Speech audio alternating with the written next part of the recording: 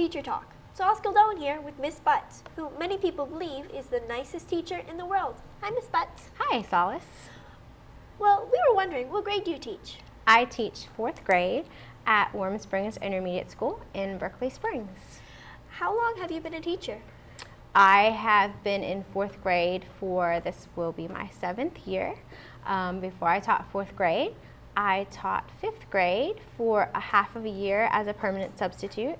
And before that, I taught at our RISA Head Start, the pre-kindergarten students. What school do you teach at? At the intermediate school. Right, you said that. Sorry. It's okay. How many students do you have in your average class? An average is about 24, 25 students. We can have a maximum amount of 28 students in our class. And I've had as little as 20 students in a class before, which the fewer the students, the better it is to work with them individually. Have you ever taught at a different school than the intermediate school? Only at our RISA Head Start. How many students would you usually have in a Head Start class?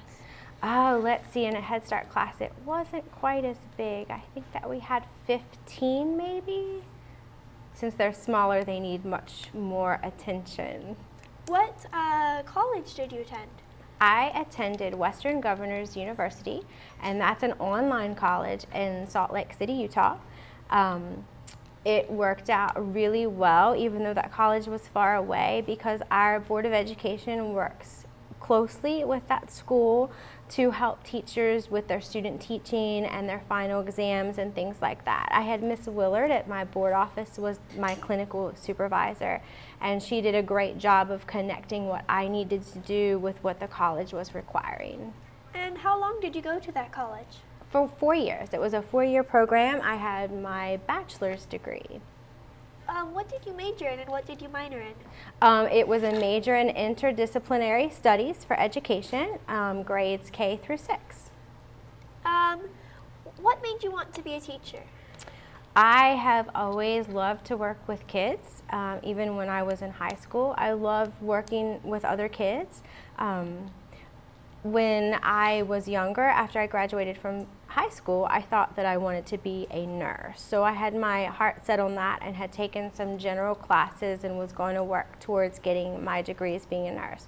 But when I had my daughter and she started school at the Head Start, I did some volunteering in her classroom, and that's when I discovered that I really wanted to be a teacher instead. I wanted to work with kids. Was that your first job?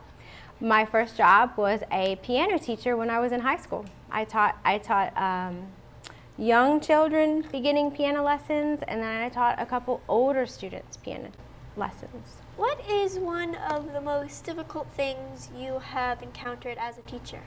The most difficult thing as being a teacher is listening to students' stories sometimes that they experience hardships at home and you can't solve their problems. You can be there for them and you can offer advice and you can try to get them as much help as you can, but you can't remove them from situations or fix their problems for them. And it's very hard to see them when they're frustrated or upset or sad.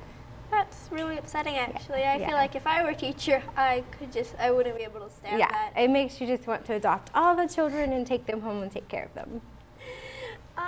What is your favorite subject to teach? My favorite subject to teach is math.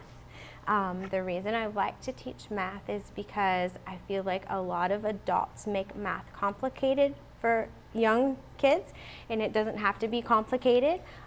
So I like to teach math in a way that it's broken down and kids easily understand it, and I want to build a love for math in 4th grade, especially because if they learn the basics then, everything every year after that is built upon it. And we use math in our everyday lives all the time, so it's an important subject.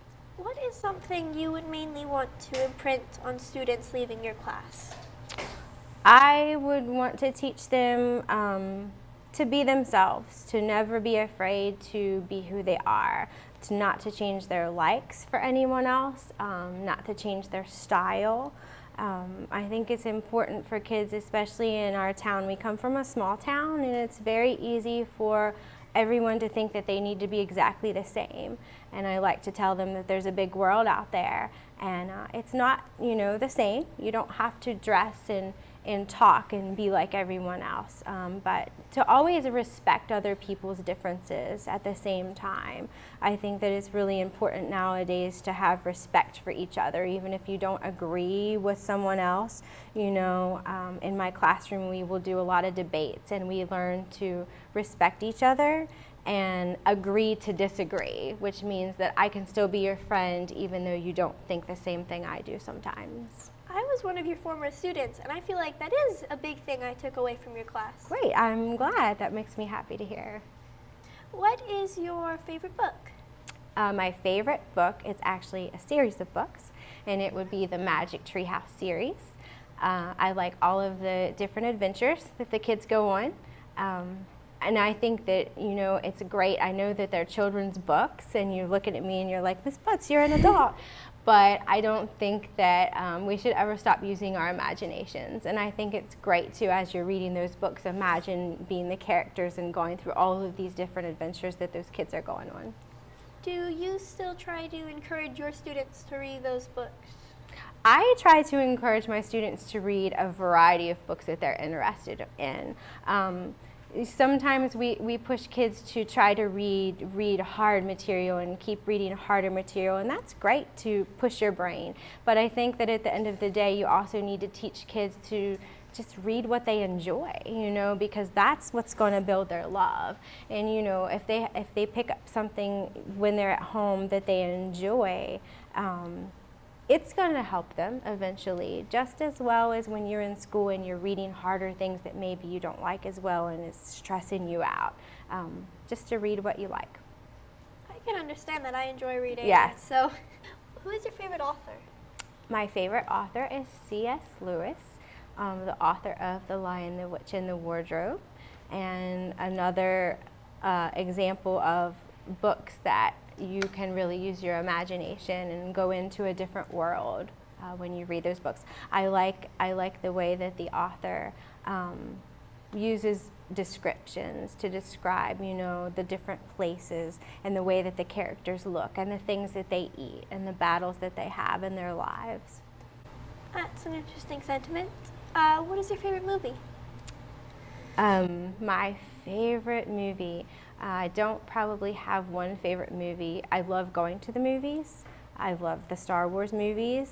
And actually I did think of a favorite movie that I really like. When I was a kid, my favorite movie was The Jungle Book. And they just redid The Jungle Book. They did a remake of that movie, and I really enjoyed that. I kind of think it's sometimes ironic that it's a movie called The Jungle Book. I do as well, you're right. Would you show future students this video to try and kind of show them something about yourself? I would, because I think that something very important in my classroom is getting to know each student on an individual basis, like their likes and their dislikes. It's important to make connections with the kids. So it's great when I'm asking the kids all these questions to learn about them, but they're not going to have a connection with me unless I share things about myself as well, and they can see that we have something in common. Okay. And that's our time, people. Thank you for coming. This is Miss Butts, the best teacher in the world. Thank Farewell. you so